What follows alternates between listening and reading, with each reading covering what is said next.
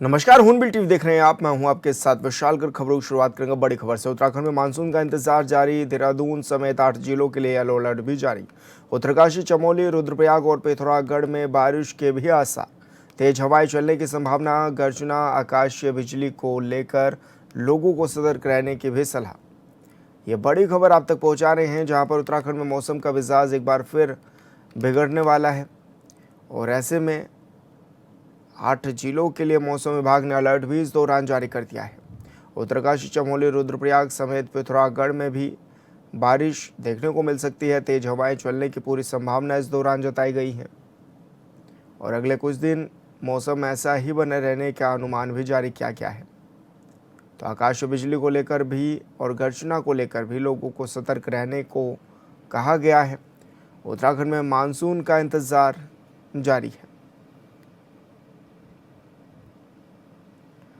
और ऐसे में देहरादून समेत 8 जिलों के लिए येलो अलर्ट भी आज के लिए जारी किया गया है।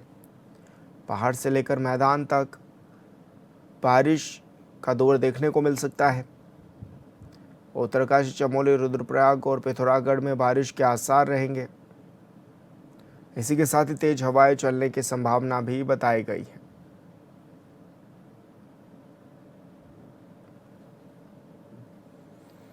तो बड़ी खबर आप तक पहुंचा रहे हैं, जहां पर उत्तराखंड में मौसम का मिजाज बिगड़ा हुआ है और पहाड़ से लेकर मैदान तक हल्की से मध्यम बारिश भी देखने को मिलेगी।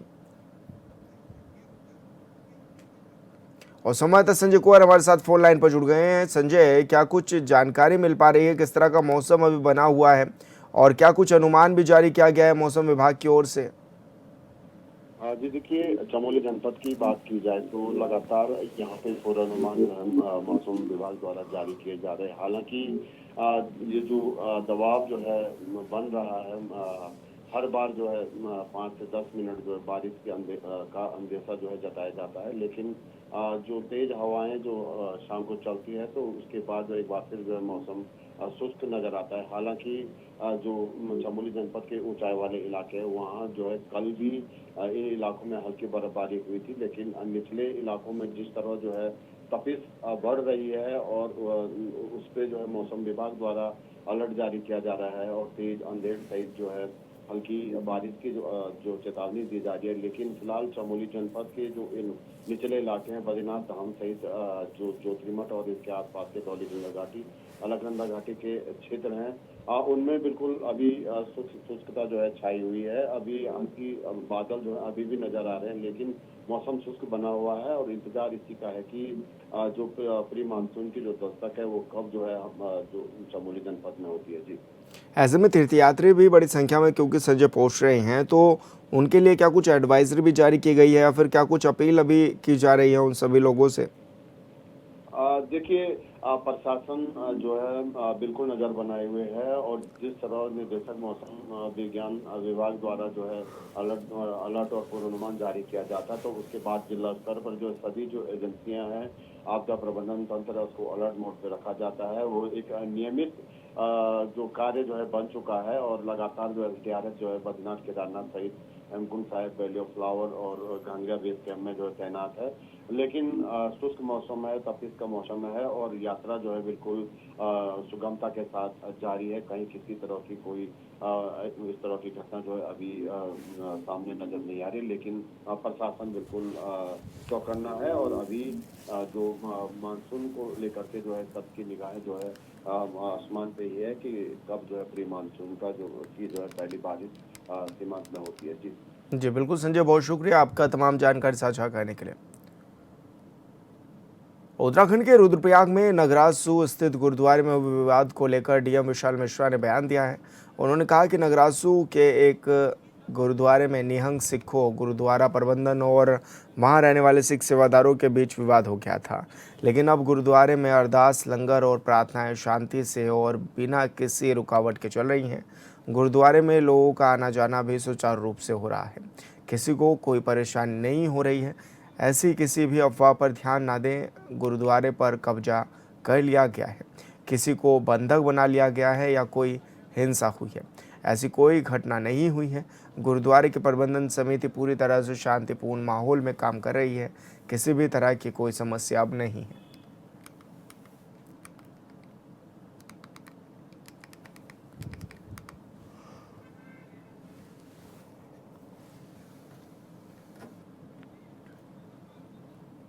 और संवाददाता नीरज कंडारी हमारे साथ फोन लाइन पर जुड़ गए हैं। नीरज, क्या कुछ जानकारी मिल रही है? जो बवाल हुआ था, क्या वो अब शांत हो गया है?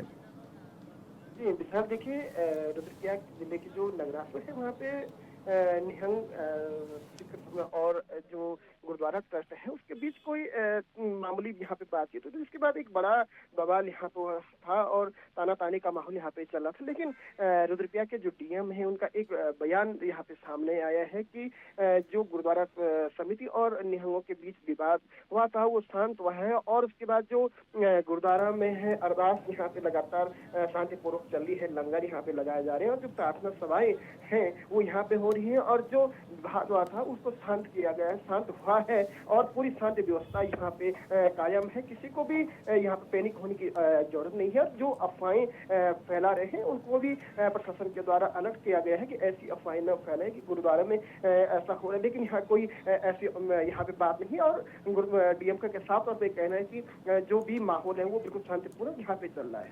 ऐसे में डीएम की ओर से भी क्या कुछ कहा गया है नीरज? और क्योंकि अभी डीएम भी खुद पहुंचे थे भी और मामले को लेकर के उन्होंने जानकारी भी जुटाई, क्या कुछ कहना था उनका? जी बिल्कुल देखिए विशाल कल दिन की अगर बात करें तो पूरा प्रशासनिक अमला यहाँ पे था। खुद डीएम यहाँ पे मौजूद थे, एसपी यहाँ पे मौजूद थे, तमाम आईटीबीपी की सेना हो चाहे पुलिस कर्मी हो, पूरा छावनी में तब्दील हो गया था। लेकिन जिस तरह से प्रशासन की टीम पहुंची थी, गुरुद्वारा में पहुंची थी, उसके बाद यहाँ पे जो निहंग यात्री हैं डीएम रुद्रप्रयाग के अनुसार उनसे यहाँ पे उनकी बात हुई है, सकारात्मक बात यहाँ पे हुई है और जो यहाँ पे बवाल यहाँ पे हुआ था उसको भी शांत करवाया गया है। डीएम रुद्रप्रयाग का साफ तौर पे कहना है कि गुरुद्वारे में सारे कार्य बिल्कुल संचालित हो रहे हैं, चाहे अरदास की बात की जाए, चाहे लंगर की बात की जाए, चाहे प्रार्थना सभाओं की बात की जाए, ये बिल्कुल शांतिपूर्वक यहाँ पे चल रहा है। कोई किसी भी प्रकार का यहाँ पे बवाल अब नहीं दिख पा रहा है। जी बिल्कुल नीरज, बहुत शुक्रिया आपका तमाम जानकारी साझा करने के लिए। भगवानपुर में भाकियू अम्बावता के युवा प्रदेश अध्यक्ष योगेंद्र चौधरी ने अपने कार्यालय पर कई युवाओं को संगठन में शामिल कराया है और उन्हें जिम्मेदारी भी इस दौरान सौंपी गई है। संगठन में आए युवाओं को गमछा और टोपी पहनाकर सम्मानित किया गया है। इसके साथ ही उन्होंने कहा कि आज किसानों के हितों की लड़ाई लड़ने के लिए सड़क से लेकर राजधानी तक भाकियू अम्बावता तैयार है। उन्होंने प्रदेश सरकार से बिजली के बिलों और गन्ना भुगतानों को लेकर सीधे तौर पर चेतावनी देते हुए कहा है कि आज किसान परेशान हो चुका है, इसकी जिम्मेदारी सरकार की है। वहीं प्रदेश उपाध्यक्ष आजम खान ने कहा है कि किसानों का उत्पीड़न बर्दाश्त नहीं किया जाएगा।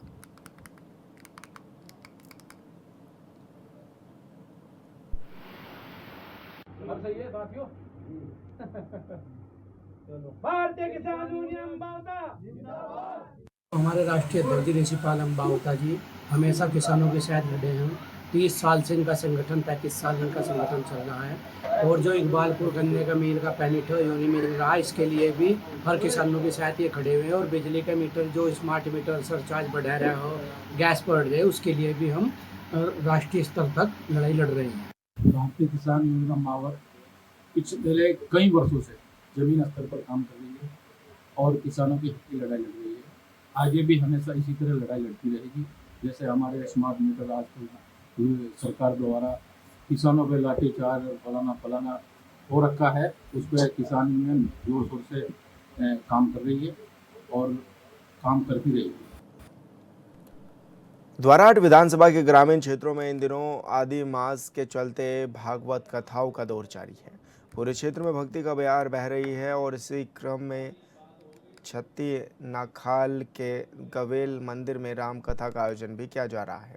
संगीतमय कथा और बयास परवीन पंत की ओर से कथा का वचन भी इस दौरान किया गया है।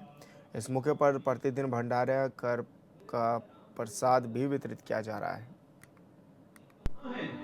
सारी बात हो गई थी पुत्र, सब कुछ ठीक ठाक हो गया था मैया। नगर को जैसा उत्सव मुझे अयोध्या में पहले दिखाई दे। मसूरी में इलाहाबाद बैंक के पास मॉल रोड पर अचानक एक विशाल पेड़ गिर गया, जिससे कुछ देर के लिए मार्ग अवरुद्ध हो गया और क्षेत्र में अफरा तफरी का माहौल बन गया। हालांकि समय रहते अग्निशमन विभाग की टीम मौके पर पहुंची और पेड़ को काटकर मार्ग से हटाते हुए यातायात सुचारू भी कराया गया। करीब 1 घंटे की मशक्कत के बाद मार्ग को पूरी तरह साफ कर यातायात के लिए खोल दिया गया है। गनीमत ये रही कि हादसे में कोई जनहानि नहीं हुई।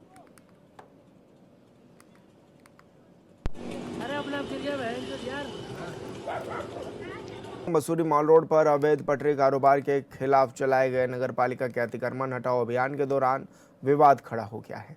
पालिका प्रशासन का आरोप है कि कार्रवाई का विरोध करते हुए कुछ महिलाओं और व्यक्तियों ने टीम को रोकने की कोशिश की, साथ ही अधिकारियों और कर्मचारियों से अभद्रता की और जब्त सामान ले जा रहे वाहनों को भी रोक दिया। घटना के बाद नगर पालिका कर्मचारियों में भारी आक्रोश है, जिसके चलते कर्मचारी संघ ने नेतृत्व में बड़ी संख्या में कर्मचारी मसूरी कोतवाली पहुंचे और आरोपियों के खिलाफ मुकदमा दर्ज करने की भी मांग की।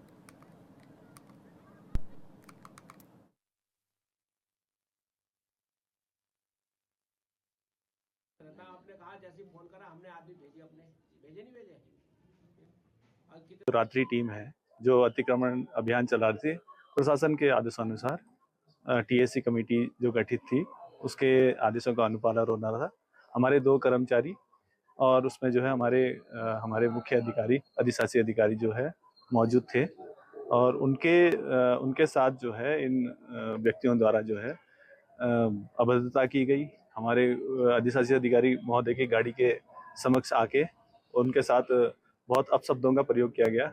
जो हमारे सबसे उच्च अधिकारी हैं उनके साथ अगर इस प्रकार का अभद्रता का प्रयोग किया जाता है तो हमारे जो कर्मचारियों का मनोबल भी टूटा है इससे। और जो अतिक्रमण टीम के साथ जो कर्मचारी थे वो हमारे संविदा कर्मचारी हैं जो कि सबसे निम्न श्रेणी में आते हैं और उनके साथ इस टाइप का जो अभद्रता हुई है वो बर्दाश्त के काबिल नहीं है। और अगर इसी तरह से जो है आगे भी चलता रहेगा तो हमको जो है मजबूरन जो है अपने कार्य से विरक्त होना पड़ेगा।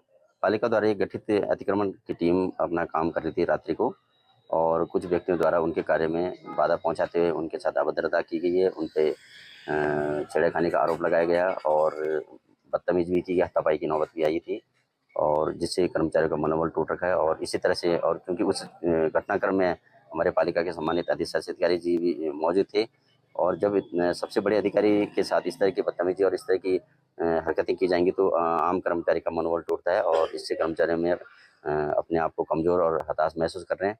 इस आशय से हम लोगों ने सब यहाँ पे आकर थाना में हमने ज्ञापन दिया है और एफआईआर दर्ज करने की हमने बात की है और शासन प्रशासन से अनुरोध करते हैं कि तत्काल संबंधित व्यक्ति के खिलाफ विभागीय कार्रवाई की जाए ताकि कर्मचारी का मन बना रहे। और एक भी हम चेतावनी देना चाहते हैं कर्मचारी संघ की तरफ से शासन प्रशासन और पुलिस प्रशासन को, यदि संबंधित व्यक्ति के खिलाफ कोई कार्रवाई नहीं की जाती है तो जल्दी हम लोग अपने समस्त कार्यों से हम विरक्त होते हुए और सारी व्यवस्थाएं बाधित। हरिद्वार में सामने आए जमीन घोटाले को लेकर सियासत पूरी तरह गर्मा गई है। कांग्रेस के वरिष्ठ नेता और चक्राता विधायक प्रीतम सिंह ने इस मामले को लेकर प्रदेश की बीजेपी सरकार पर तीखा निशाना साधा है। उन्होंने सरकार की नीयत पर सवाल उठाते हुए आरोप लगाया है कि आज पूरा उत्तराखंड भ्रष्टाचार की भेंट चढ़ चुका है और युवाओं से लेकर आम जनता तक परेशान है।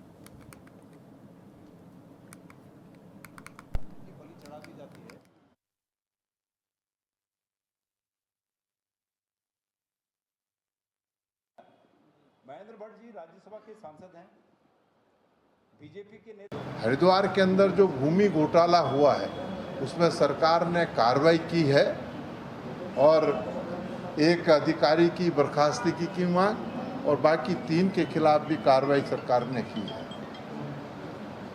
मैं बड़ा स्पष्ट करना चाहता हूं कि इस प्रदेश के अंदर 2017 से लगातार ये आरोप सरकार पर लगते रहे हैं कि सरकार भ्रष्टाचार में डूबी हुई है और कई घोटाले ऐसे हैं जिनमें सीबीआई जांच की भी कोर्ट के माध्यम से संस्तुति की गई है लेकिन वो सिरे नहीं चढ़ी। ये अपने जिस सरकार के दामन पर भ्रष्टाचार के आरोप हैं उन भ्रष्टाचार के आरोपों को कहते हैं ना थोड़ा डिफेंसिव मूड में आकर के ये कृत्य किया है। प्रधानमंत्री मोदी के स्वच्छ भारत अभियान का असर अब जन जन तक पहुंचता दिखाई देने लगा है। रामनगर में अंतर्राष्ट्रीय योग दिवस पर एसडीएम गोपाल सिंह चौहान ने खुद मैदान में उतरकर सफाई अभियान चलाया। उन्होंने कोसी बैराज के पास ग्रीन वैली कैंटीन के आसपास फैले कचरे को अपने हाथों से साफ भी किया है और लोगों से स्वच्छता अभियान में भागीदारी करने और अपने आसपास साफ सफाई रखने की भी अपील की है।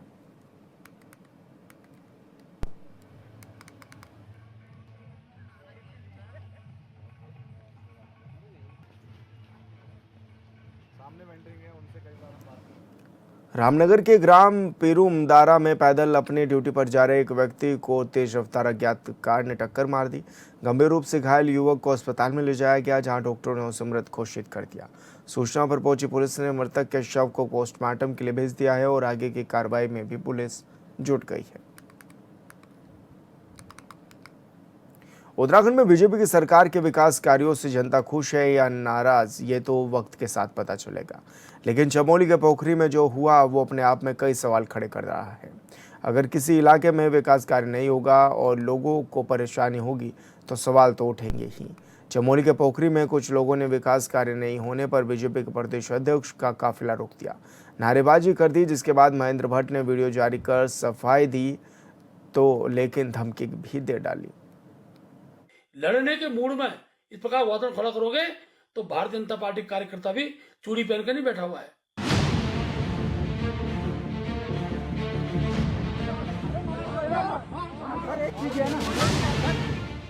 उत्तराखंड क्रांति दल की कार्यकर्ताओं को धमकी दे रहे शख्स का नाम महेंद्र भट्ट है, जो उत्तराखंड बीजेपी के अध्यक्ष के साथ ही बीजेपी के राज्यसभा सांसद भी हैं, जिनका कहना है कि अगर बीजेपी कार्यकर्ताओं को आदेश दे दिया गया तो उत्तराखंड क्रांति दल के नेताओं और कार्यकर्ताओं का घर से निकलना भी मुश्किल हो जाएगा।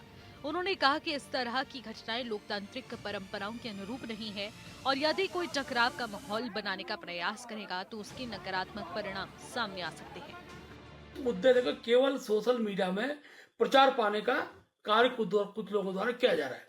ये लोगों का जनाधार नहीं है, जनता इनको पूछती नहीं है, लेकिन सोशल मीडिया में वीडियो बनाकर कैसे करके अपनी बात को और एक ऐसे तरीके से जो तरीका कब राजनीतिक दृष्टि से उचित नहीं है। मैं कहना चाहता हूं, क्या उक्रांत का कार्यकर्ता घुस सकता है? अगर मैं बीजेपी कार्यकर्ता कहूं कि उक्रांत के एक एक कार्यकर्ता का घेराव करो, इस प्रकार की पद्धति रुकनी चाहिए। मैं पहली बार उक्रांत के नेताओं से कहना चाहूंगा, ये घटनाएं पहले भी एक दो बार उक्रांत के द्वारा की गई हैं। उक्रांत के एक एक कार्यकर्ता का क्षेत्र में घुसना मुश्किल हो जाएगा। दरअसल महेंद्र भट्ट एक कार्यक्रम में शामिल होने के लिए चमोली के पोखरी जा रहे थे, लेकिन बीच में उत्तराखंड क्रांति दल के कार्यकर्ताओं ने विकास कार्य को लेकर उनका घेराव कर दिया। पोखरी क्षेत्र की बदहाल सड़कों और लंबे समय से निर्माणाधीन एक पुल के काम पर देरी को लेकर कार्यकर्ताओं में भारी आक्रोश था।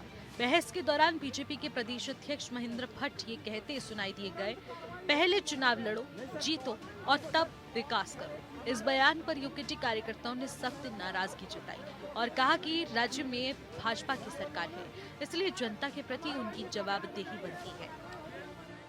लोकतंत्र में सबको चुनाव लड़कर अपनी बात को जनता के बीच रखकर, और जनता जनादेश देती है, जनादेश का पालन करिए, चुनाव लड़िए, जनादेश आपको मिलेगा तो जनता आपकी बात को सुनेगी। किसी भी नेता का गाड़ी को रोक देना, गाड़ी के आगे आ जाना और शराब पीकर नशे में इस प्रकार का वातावरण खड़ा करना, ये कम से कम उत्तराखंड जैसे सामाजिक ऐसे क्षेत्र के जहाँ के लोग सभ्य होते हैं उनको शोभा नहीं देता है। पोखरी में आयोजित कार्यक्रम के दौरान भाजपा प्रदेश अध्यक्ष महेंद्र भट्ट को विरोध का सामना करना पड़ा। कार्यक्रम स्थल पर कुछ लोगों ने अपनी मांगों और स्थायी मुद्दों को लेकर विरोध प्रदर्शन किया। विरोध के बीच माहौल कुछ देर के लिए गर्मा गया और राजनीतिक बयानबाजी भी तेज हो गई और अब इसे लेकर सियासत भी चरम पर है। घटना के बाद महेंद्र भट्ट ने नाराजगी जताते हुए विरोध करने वालों पर निशाना साधा। उन्होंने कहा कि कुछ लोग राजनीतिक उद्देश्य से माहौल खराब करने की कोशिश कर रहे हैं। भट्ट का आरोप है कि विकास कार्य और सरकार की उपलब्धियों से बौखलाए लोग इस तरह के विरोध का सहारा ले रहे हैं। इस प्रकार की स्थितियां अगर बनेंगी तो लोकतंत्र में जनप्रतिनिधियों के प्रति एक प्रकार का आक्रोश का भाव जब खड़ा दिखाई देता है तो उसके नेगेटिव परिणाम भी निकल कर आते हैं। कौन लोग थे? पोखरी से जिनका कोई लेना देना नहीं, कर्णप्रयाग से आकर यहाँ राजनीति कर रहे हैं, मेरे क्षेत्र के अंदर राजनीति कर रहे हैं। जनता मुंह तोड़ जवाब देगी।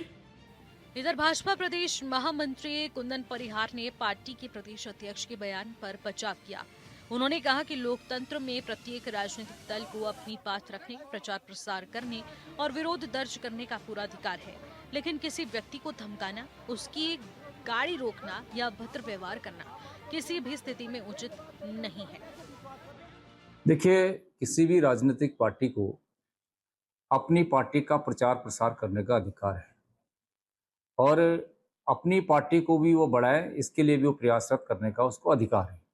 लेकिन इस अधिकार के रूप में हम किसी को धमकी दें या फिर किसी की गाड़ी रोकें, ये उचित नहीं है, क्योंकि हम लोग लोकतांत्रिक प्रणाली को मानने वाले हैं। लोकतांत्रिक प्रणाली के अनुरूप ही हमें अपनी पार्टी का प्रचार प्रसार करने का अधिकार है और इस अधिकार को समझते हुए हमें अपने कर्तव्यों का निर्वहन भी करना चाहिए, ऐसा हमारा मानना है। बीजेपी के प्रदेश अध्यक्ष के काफिले के घेराव पर कांग्रेस नेता ने सरकार पर आरोपों की छड़ी लगा दी। विपक्ष का कहना है कि जनता अपने स्थानीय मुद्दों को लेकर परेशान है और विरोध उसी नाराजगी का परिणाम है। विपक्षी दलों ने आरोप लगाया कि सरकार जनता की समस्याओं को सुनने की बजाय विरोध की आवाज को राजनीतिक साजिश बताने में जुटी हुई है। कांग्रेस का कहना है कि सरकार सिर्फ बड़ी बड़ी बातें करती है लेकिन काम कुछ नहीं, लिहाजा प्रदेश की जनता में भारी आक्रोश है। उत्तराखंड के चमोली जिले के पोखरी में भाजपा प्रदेश अध्यक्ष महेंद्र भट्ट के कार्यक्रम के दौरान हुए विरोध और घेराव की घटना ने सियासी माहौल को गरमा दिया है। भाजपा इसे राजनीतिक प्रायोजित विरोध बता रही है, जबकि विपक्ष सरकार और संगठन के खिलाफ जनता की नाराजगी का परिणाम बता रहा है। इस पूरे घटनाक्रम ने प्रदेश की राजनीति में नई बहस छेड़ दी है। पोखरी की इस घटना ने एक बार फिर ये सवाल खड़ा कर दिया है कि क्या स्थानीय समस्याओं को लेकर जनता की नाराजगी बढ़ रही है या फिर केवल राजनीतिक शक्ति प्रदर्शन का हिस्सा है। जाहिर है, अगर किसी इलाके में विकास कार्य नहीं होंगे तो विरोध प्रदर्शन के बाद अगर सुनवाई नहीं होगी तो जनता क्या करेगी, ये बड़ा सवाल है। Bureau report, hornbill TV.